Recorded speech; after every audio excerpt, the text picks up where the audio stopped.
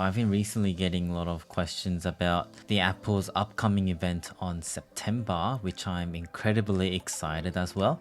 And a lot of people are asking me what's going to be on the event. How would iPhone 13 look like?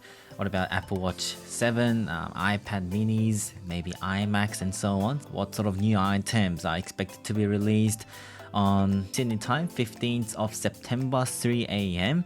I'm gonna wake up at that time and watch it live, and I'll see what sort of items will be released. I'm very excited as well. I will give in terms of, from students' perspective, if this is worth buying, if it's worth the upgrade, and what are some of the new features that will really entice the audience to buy these products. This is from Mac Rumors. It's one of the most well-known platform for distributing all the rumors about any Apple related things. So looking through this website, so Apple announced yesterday in Sydney time, Apple will be holding a special event on Tuesday, September 14, 10 a.m. Now, according to with Australian time, it is Wednesday, September the 15th at 3 a.m. The event will take place at Steve Jobs Theatre. Oh, I really want to go there once. On the Apple Park campus in Cupertino, California. As with WWDC and last year's 4 events, which was amazing, this new event will be held digitally with no members of media invited to attend in person. One of my goals is to attend one of the Apple events in person. I think it costs around $2,000, but I think it's worth it. Apple will likely provide pre-taped segments of each product that's announced, as usually the case with online events. So last year's September event focused on Apple Watch after iPhone was delayed until October. But this time we are definitely going to see new iPhone 13 being released on time, September. And looks like we'll see a new Apple Watch Series 7 and possibly AirPods 3rd generation. The new MacBook Pro models and new iPad models are also on the horizon, but Apple is expected to hold multiple full events this year, so we're not likely to see anything come out in September. And I think that is very somewhat true, because usually Apple releases key hardwares like MacBooks and better version of iPads normally around October, just before the Thanksgiving Day and Black Friday sales in America around November. So this time I have a strong feeling, and I agree that it's going to be only iPhone 13, Apple Watch Series 7 and AirPods 3rd generation. Apple's iPhone 13 models will be similar to the iPhone 12 models with few design changes.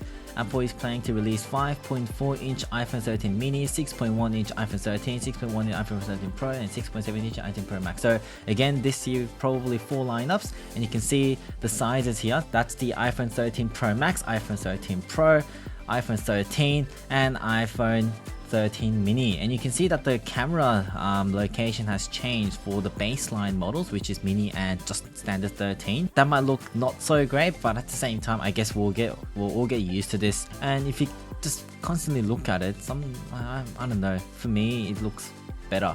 Diagonal wise, it's better. And the reason why it's better is because if they move it diagonally, this becomes a perfect square.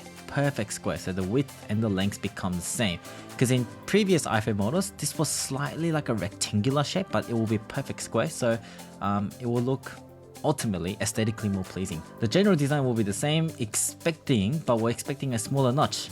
So notch is that this M-shaped part of iPhone, and in iPhone 13 we are expecting this to be a little bit smaller, so it will cover less part of the screen. Improvements to the cameras, with Apple bringing sensor shift optical image stabilization to the whole iPhone 13 lineup. It was only available in Pro last year, but this will be available in iPhone 13. Introducing ultra wide camera Pro models, improving cameras. So overall, the camera will see a huge improvement in terms of light scanners, stabilization, and so on. So if you're looking for a good camera upgrade, I think iPhone 13 will definitely do its job. Faster A15 chip is coming along with faster 5G technology, so Australia is slowly moving to 5G. So if you're looking for the 5G experience, you'll be investing in the future, iPhone 13 definitely will be a good one. There's a rumor that there's always on display. I think it could be. I really hope that to be true. Always on display means basically even though you're not using your phone, it will still display time with a blurry screen. So if you can see my Apple Watch right now, although I'm not looking at it, you can see that there's this face showing up with time. So that's going to look like that's what iPhone 13 will have, but that's a rumor. I'm gonna save my words if that's going to be true, but I think definitely we're gonna see 120 Hz promotion display for all Pro models. This is what everyone's been waiting for. Basically, if it's 120 Hz promotion display, it will look way smoother. And those of you who are gamers will know that there's a big difference between 60 Hz monitor and 144 Hz monitor. Like the whole experience of staring at a screen and flicking through the screen is way more smoother if you are using 120 Hz. And usually iPad Pro models right now have 120 Hz promotion. If you use iPad Pro and if you look at like iPad generation 6 or 7, 8, you can't get used to it because of how laggy the screen looks. You never know until you test it out. Let's have a look at Apple Watch Series 7. Apple Watch Series 7 is expected to have the first redesign in 3 years time. So usually Apple redesigns Apple Watch every 3 years, and now is the time. It will look more sharp and it will cover, there will be less bezels. The new lamination technique will bring display closer to the front cover. Casing sizes are expected to increase 41mm, 44. So you can kind of expect that it will get a little bit more heavier, but faster. S7 chip is expected. iPhone's manufacturing partner reportedly having production difficulties in the new episode. We will see a delay in availability or very tight supplies at launch. If you're hoping to get Apple Watch 7, I really suggest you to start pre-ordering as soon as it gets released in 3 AM. Probably the first thing that you want to do in the morning will be pre-ordering Apple Watch 7. But honestly speaking, other than the redesign, Apple Watch Series 7 is expected to not have any major changes from Apple Watch Series 6. If you own Apple Watch Series 6 or even Apple Watch Series 5, I don't think there is a big incentive for you to upgrade other than the design, because that's pretty much it that you will practically experience or feel when you buy the new product. Alright, this is going to be one of the highlights of the event. AirPods Generation 3. Now, it is expected to look like AirPods Pro. You will be able to tell the difference between AirPods Pro and Generation 3 AirPods, but it will look very similar to Pro lineups. The new AirPods will have shorter AirPods Pro-like stems, but will continue to be more affordable option without active noise cancellation. That's an important thing. So if you want active noise cancellation, you must buy Pro lineups, and that is, I think, a clear distinction that Apple wants to make. If you want noise cancellation, you gotta be a Pro. But I think because AirPods 2 didn't really get that massive change or remodeling from Generation 1. If you're new to AirPods, I think Generation 3 will be one of the best options, honestly speaking, because it will be very similar to Pro lineups. The only difference is that it won't have active noise cancellation, but you can see sort of an in-ear style of earphones. So if you really like that sort of tight and squeezed feeling in your ears, then I think Generation 3 will definitely do its job. And even though it doesn't have active noise cancellation, because of this in-ear type, you'll be able to block out a majority of the noise that's coming from outside. Now I'm just gonna wrap it up with some Easter eggs within this invitation image. Can you guys see inside Apple logo? You see that like the inside part is more clear than the outer, which is quite blurry. I think that's a big sign that we're going to see a huge improvement in camera, which will allow a high quality effect of, you know how you do zoom background blurring, like with virtual backgrounds? Yeah, I think that will now come into play when you're doing FaceTime or when you're using any Apple device to make a FaceTime call.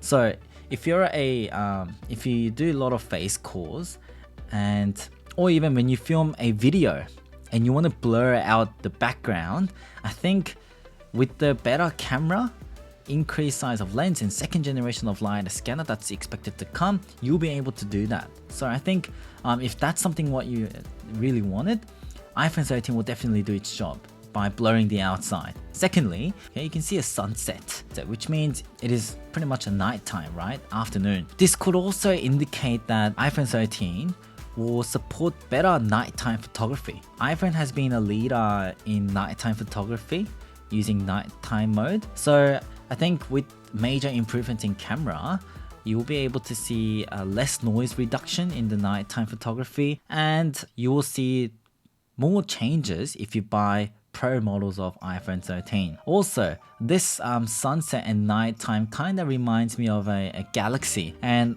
I'm making a guess that maybe this time with the better camera, iPhone will now finally support astrophotography.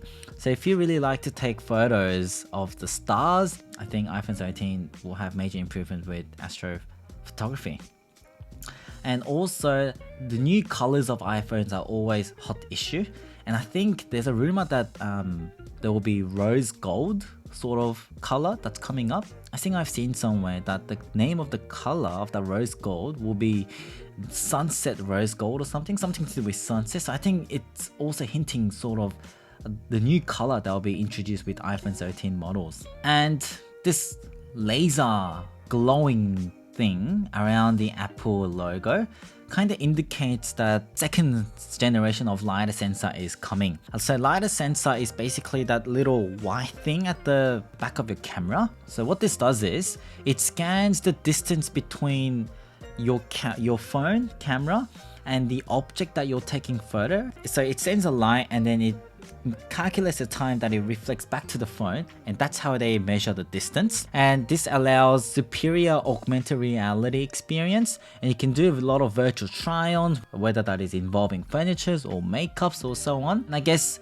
because Apple has been working with LiDAR sensor and virtual reality, augmented reality is going to be the new trend in the coming years, they have been developing this LiDAR sensor since iPhone 11 and iPad Pro 4th generation, and I think we're gonna see a way better version of LiDAR sensors, which will allow you to do way more superior and cool stuff on your iPhone using your cameras. And one of them is virtual background, like blurring it out. Also the portrait mode. So if you really like to take photos with portrait mode, iPhone 13 will definitely do its job. And at the end of the day, if I just give a summary, if I'm a student, if you own an iPhone, that's from iPhone X, iPhone XR, or iPhone XS, iPhone 13 will definitely be worth it if you have the money to upgrade it.